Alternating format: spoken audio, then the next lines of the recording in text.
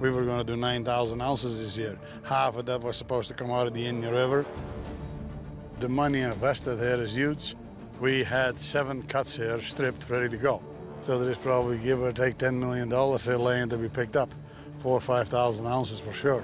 From pumping over 1 million gallons of water out of the area to introducing a game-changing piece of equipment, Tony Beets made millions mining on his Indian River claim on Gold Rush. And here's everything you need to know about it. The preparation. Tony Beets, a fearless gold miner, faced a major problem when his top mining spot at Indian River flooded out of the blue. This stopped all operations, but Tony didn't give up. He came up with a plan to pump over 1 million gallons of water out of the area with the use of huge pipes to move the water to a nearby pond. But draining the water is not just about getting rid of water. In mining, it's one of the most important and dangerous steps. Mines can get flooded due to rain, rivers, or underground sources and stop all operations. Worse, it can make the mine unsafe for workers. Tony knew he had to act fast.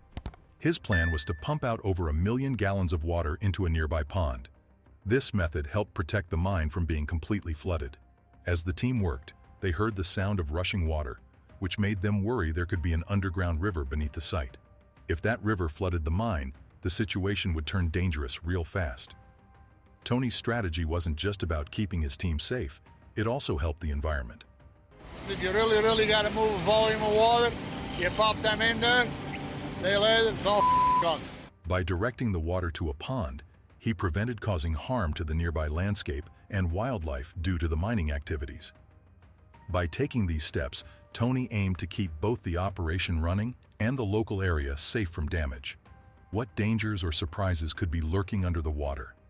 Will Tony's efforts pay off with gold? Or will the hidden depths reveal something entirely different? Why dewatering matters in mining. Getting rid of water in a mine, called dewatering, is a crucial part of mining. Water can come from natural sources like groundwater or rain, and if not removed, it can flood the mine and stop operations.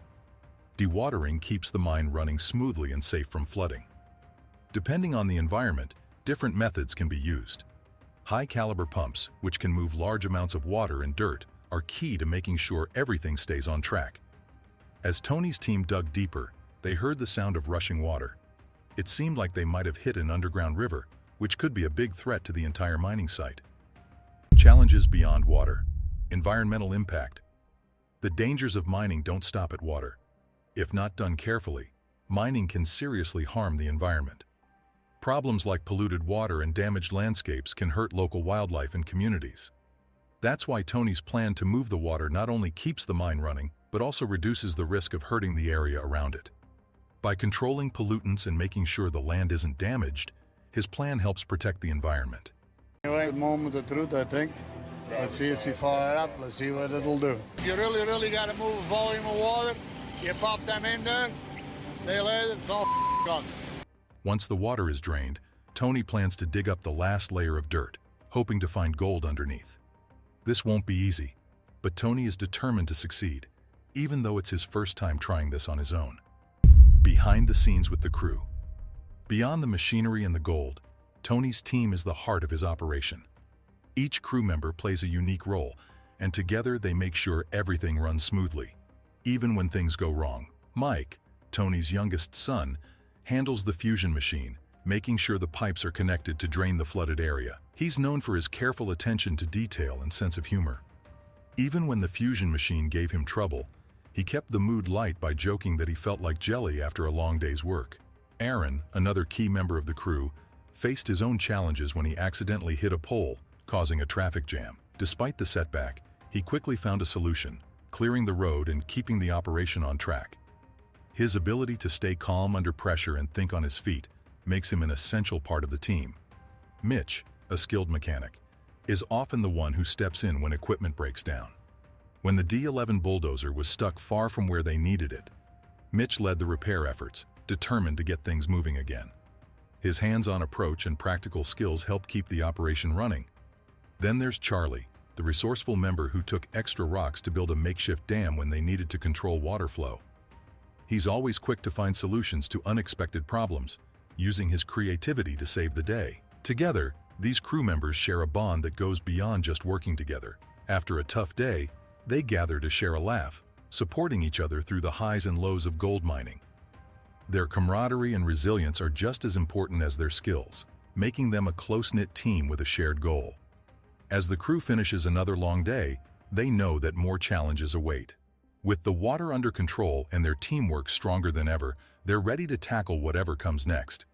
Now, with the site prepared, it's time to turn their focus back to what they came for, finding gold.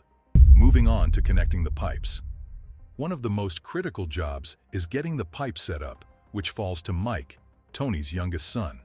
He's got a challenge ahead of him as he works on connecting 5 20-foot sections of polycarbonate pipes. These pipes are built tough, so tough that even a bulldozer can't damage them. However, Mike runs into trouble when the fusion machine doesn't cut the pipes smoothly. Getting those edges just right is crucial for connecting everything properly. After finally managing a clean cut, he fires up the heating plate to 400 degrees Fahrenheit, ready to melt and fuse the pipes together.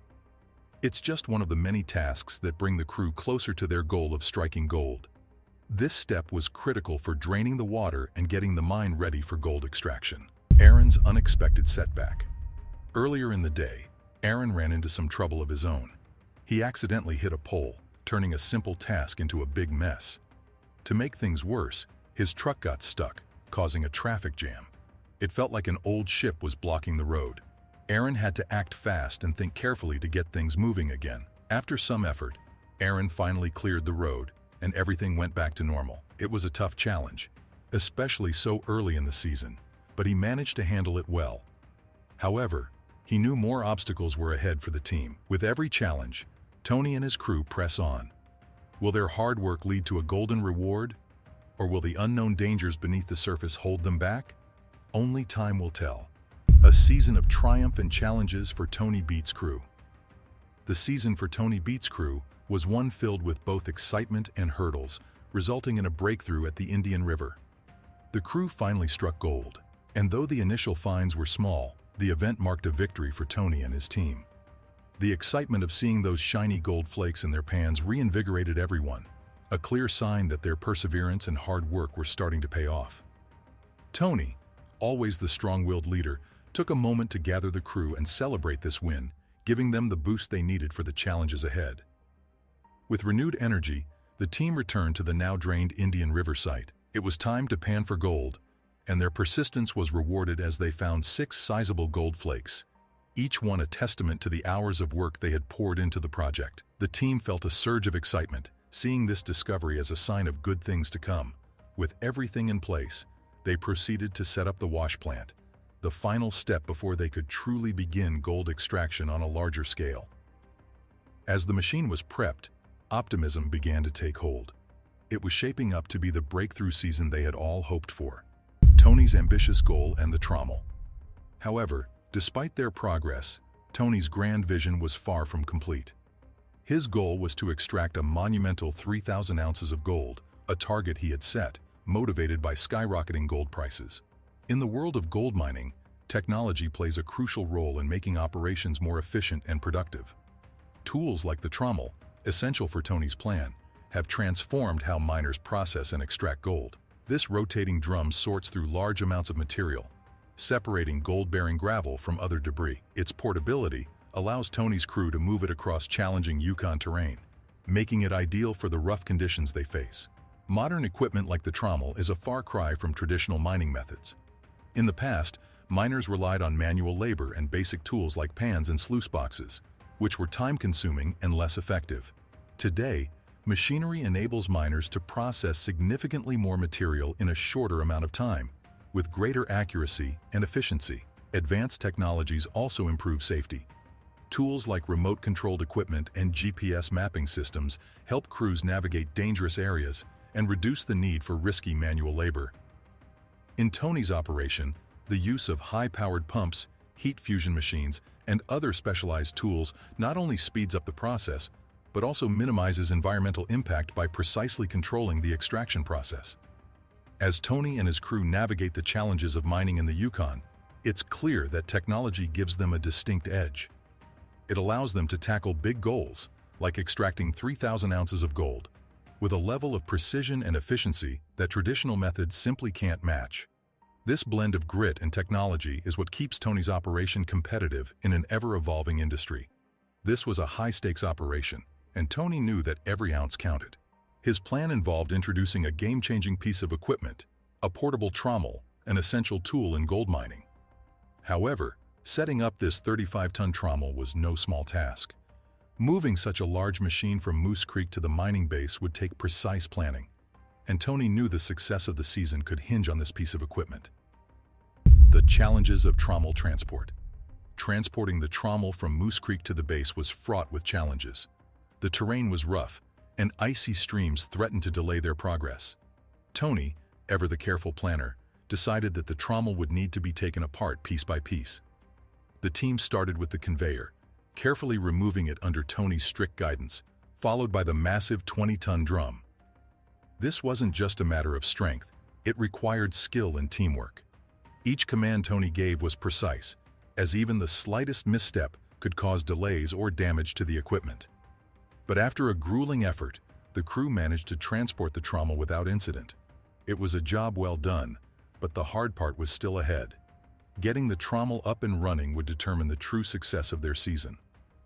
This machine held the promise of streamlining the process and vastly improving their chances of hitting Tony's ambitious 3,000-ounce goal. The financial stakes of gold mining. Mining gold isn't just about unearthing precious metal, it's also about the massive financial stakes involved.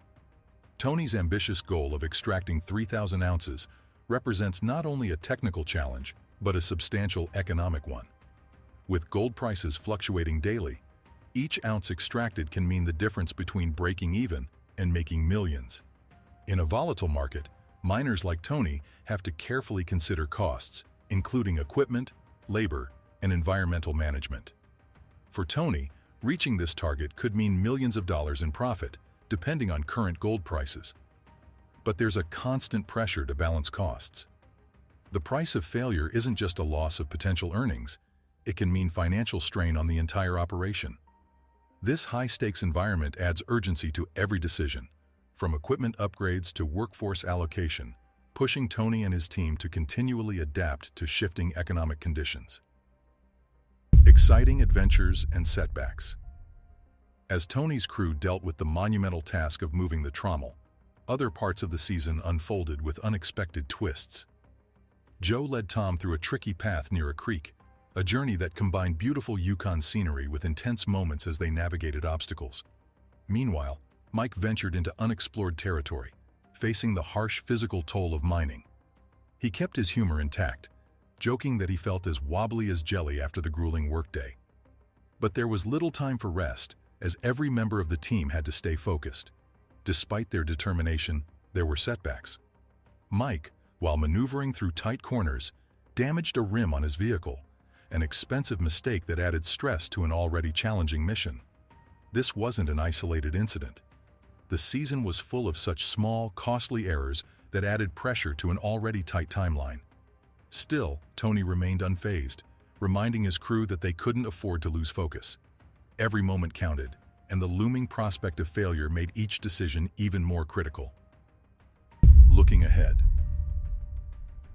By the end of the day, the team took a moment to reflect on their progress.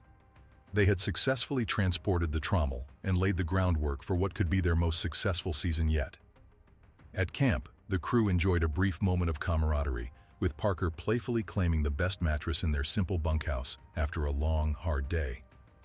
Despite the immense challenges they faced, the team's morale remained high. They had overcome countless obstacles, but the real test was still ahead, extracting the gold that they had been chasing all season long. With Tony's strong leadership, a well-equipped team, and the promise of high gold prices, the crew was optimistic about their chances. But mining is unpredictable, and with every step forward, new challenges awaited. Whether or not they would reach Tony's ambitious target of 3,000 ounces was still unknown, but one thing was certain: they wouldn't stop trying. Tony Beets and his crew are deep into their Yukon mining season, and it's all about precision and hard work.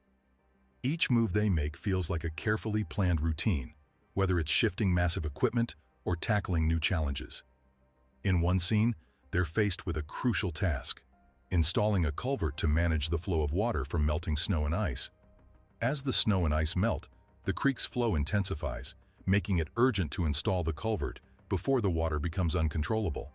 The team has to move quickly. They hoist the 20-ton, 6-ton wide culvert on the creek and work with extreme caution to ensure everyone's safety. Once it's positioned, they make careful adjustments to get the alignment just right. The culvert has to be placed in the middle of the stream so the water can flow smoothly beneath the road.